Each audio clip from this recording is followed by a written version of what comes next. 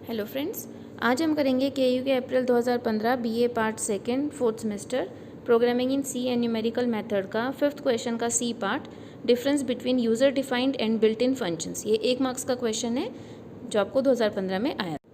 इस क्वेश्चन का आंसर देने से पहले एक बार हम स्टडी कर लेते हैं फंक्शन क्या होता है। तो सी प्रोग्राम में फंक्शन एक सेल्फ कंटेन्ड प्रोग्राम सेगमेंट होता है, यानी प्रोग्राम का एक छोटा सा पार्ट होता है जो कुछ स्पेसिफिक वेल डिफाइंड टास्क करता है। जैसे अगर आप ऐड करना चाहते हो नंबर्स को तो सम एक फंक्शन आप बना सकते हो।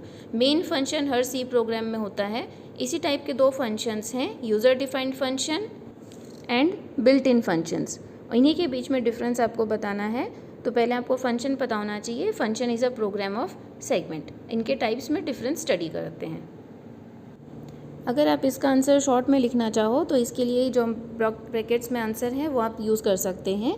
It says C supports the use of library functions, जिसे हम बिल्ट इन फंक्शंस भी कहते हैं, which are used to carry out number of commonly used operations or calculations such as printf function और scanf function। यानी built in functions वो functions होते हैं जो प्री डिफाइंड होते हैं, लाइब्रेरी में स्टोर्ड होते हैं और जिनकी हेल्प से हम वो ऑपरेशंस करते हैं, वो कैलकुलेशंस करते हैं जो हमें बार बार करनी पड़ती हैं। जैसे यूज़र से डेटा लेने के लिए प्रिंटफ फंक्शन, आउटपुट डिस्प्ले करने के लिए स्कैनफ फंक्शन। तो ऐसे फंक्शंस को हम लाइब्रेरी फंक्शन कहते हैं। इसके ऑपोजिट होते हैं यूज़र डिफाइंड फंक्शन। जैसा नाम से पता चलता है, इन फंक्शंस को यूज़र अपनी रिक्वायरमेंट के हिसाब से डिफ़ाइन करता है। तो इसको हम लिख सकते हैं, C also allows programmers to define their own functions for carrying out various individual task. यानी प्रोग्रामर को जिस टास्क की ज़रूरत है उसके लिए वो खुद का एक प्रोग्राम, खुद का एक फंक्शन प्रोग्राम में डाल सकते हैं। तो इंडिविजुअल टास्क करने के लिए यूज़र जो फंक्शन बनाता है उसे यूज़र डिफाइंड फंक्शन कहते हैं। दोनों में मीनिंगफुल डिफरेंस देखने के बाद या मीनिंग का डिफरेंस देखने के बाद अब आप इनको कंपेयर कर सकते हैं डिफरेंसेस बताने के लिए। तो फर्स्ट डिफरेंस है कि user defined functions are the functions defined by user as and when needed, whereas built-in functions are defined and stored in library and these are pre-defined and are used for some pre-defined task। यानी user defined function user अपनी requirement के हिसाब से define करता है, जबकि built in functions library में pre defined होते हैं, स्टोर्ड होते हैं और यूज़र उन्हें जो प्री डिफाइंड टास्क हैं जो हर प्रोग्राम में ज़रूरत होती हैं उनके लिए यूज़ करता है। Second difference is user defined functions has 3 parts, prototype या declaration, function definition and function call, whereas in built-in function we can directly call the function by just including the library in which that function is stored।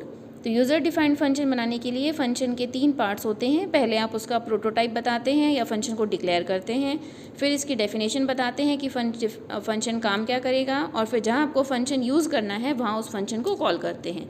जबकि library functions में आपको सिर्फ वो library import करनी है, include करनी है जिसमें वो फंक्शन स्टोर्ड है।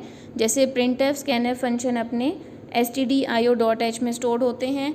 मैथ्स के फंक्शन आपको यूज़ करने हैं तो maths.h आपको इंपोर्ट करनी पड़ेगी और स्ट्रिंग रिलेटेड फंक्शंस यूज़ करने हैं तो string.h हेडर फाइल आपको डालनी पड़ेगी। थर्ड डिफरेंस हम कह सकते हैं किसी एग्जांपल का। जैसे यूज़र डिफाइंड फंक्शन का एग्जांपल में हम ऐड फंक्शन ले सकते हैं जो 2 नंबर्स को 3 नंबर्स को सम करेगा, और एरिया ले सकते हैं जो किसी भी फिगर का एरिया कैलकुलेट करेगा, और दूसरे में हम एग्जांपल दे सकते हैं printf, scanf, get ch। Next point जो हमें ध्यान देने लायक है वो है कि यूज़र डिफाइंड फंक्शन में आप एक फंक्शन कितनी भी बार यूज़ कर सकते हैं। इसका यूज़ ये होता है कि यूज़र को डीबगिंग करने के लिए, टेस्टिंग के लिए, मेंटेनेंस में आसानी होती है। इससे आप कोई भी फॉल्टी फंक्शन को आसानी से ढूंढ सकते हैं और उसमें करेक्शन कर सकते हैं, और उस फंक्शन को आप फ्यूचर सॉफ्टवेयर्स में भी यूज़ कर सकते हैं। जबकि बिल्ट इन फंक्शंस को यूज़ करने के लिए यूज़र के पास उसका सिंटेक्स होना चाहिए। अगर यूज़र को सिंटेक्स पता है, फाइल का नाम पता है, तो उनकी हेल्प से वो बिल्ट इन फंक्शन को आसानी से यूज़ कर सकते हैं। जैसे clear screen function conio.h file में इंक्लूड होता है। तो ये डिफरेंस है दोनों में कि यूज़र डिफाइंड फंक्शन से आप आसानी से अपने कोड में टेस्टिंग कर सकते हैं, और बिल्ट इन फंक्शन का यूज़ है कि आप ऐसे फंक्शंस को जो हर बार आपको ज़रूरत पड़ती है, हर प्रोग्राम को चाहिए, उनको यूज़ कर सकते हैं।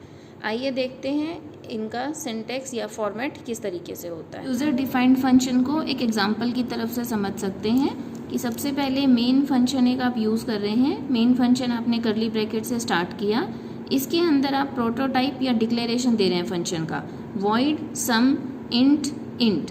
इसका मतलब है कि हमने एक सम नाम का फंक्शन क्रिएट किया है जो दो वेरिएबल्स यूज़ करेगा, दोनों का टाइप इंटीजर होगा और रिटर्न करेगा वॉइड, यानी कुछ भी रिटर्न ये फंक्शन नहीं करेगा। तो ये जो स्टेटमेंट है इसे हम फंक्शन का डिक्लेरेशन या प्रोटोटाइप कहते हैं। सेकंड लाइन में या नेक्स्ट स्टेटमेंट में हम उस फंक्शन को कॉल कर रहे हैं सम ब्रैकेट 5 10। तो 5 फर्स्ट इंटीजर है, 10 सेकेंड इंटीजर है, तो ये एक फंक्शन कॉल है। इसी तरीके से इस हम फंक्शन को हम कितनी भी बार कॉल कर सकते हैं। नेक्स्ट कॉलिंग है सम 3,6 सेमीकोलन। तो अभी हमने फंक्शन को डिक्लेयर कर दिया, फंक्शन को कॉल कर लिया, लेकिन फंक्शन काम कैसे करेगा? तो फंक्शन काम कैसे करेगा उसके लिए फंक्शन की बॉडी होती है जिसे हम फंक्शन डेफिनेशन कहते हैं। तो इसका एग्जांपल हम देखते हैं, फंक्शन सम हमारा कैसे काम करेगा। तो जो डिक्लेरेशन में हमने लाइन लिखी थी सेम टू सेम यहाँ लिखी जाएगी, बस डिक्लेरेशन के लास्ट में सेमीकोलन आया था और यहाँ पे आप उस बॉडी में फंक्शन का काम लिखेंगे। तो आइए देखते हैं फंक्शन डिक्लेरेशन कैसे होगा। वॉइड सम ब्रैकेट्स में int a comma int b bracket complete, then curly bracket start c, curly bracket start and then in there we will declare a third variable int c. इस c में इनका दोनों का सम store होगा। उसके बाद next statement आएगा c equal to a plus b semicolon, यानी ए और बी जो दो वैल्यूज़ यूज़र यहाँ पे एंटर करेगा वो सी में स्टोर हो जाएंगी। फिर हम उसको प्रिंट करेंगे, printf sum of %d and %d is %d। और फर्स्ट %d में वैल्यू जाएगी ए की, सेकेंड %d में वैल्यू जाएगी बी की, और थर्ड %d में हमारा सम सी की वैल्यू चला जाएगा। इस तरीके से हमारा फंक्शन डेफिनेशन कंप्लीट होता है। यहाँ पे जो स्टेटमेंट था सी आउट, ये आपका C++ में यूज़ होता है, सी में आप प्रिंट एफ फंक्शन यूज़ करेंगे। तो इस तरीके से आप फंक्शन डेफिनेशन कर सकते हैं, यूज़र डिफाइंड फंक्शन को यूज़ कर सकते हैं। बस यहाँ पे ध्यान रखिए, पीछे की वीडियो में सी आउट लिखा हुआ है, सी आउट आप सी में यूज़ करते हैं, बाकी सी और C++ में ज़्यादा डिफरेंस नहीं होगा। तो क्योंकि ये सी का प्रोग्राम है इसलिए हम इसमें फंक्शन डिक्लेयर करेंगे और डेफिनेशन करते समय हम प्रिंट एफ की हेल्प से आउटपुट दे सकते हैं। नेक्स्ट वीडियो में देखते हैं नेक्स्ट क्वेश्चन। Thank you.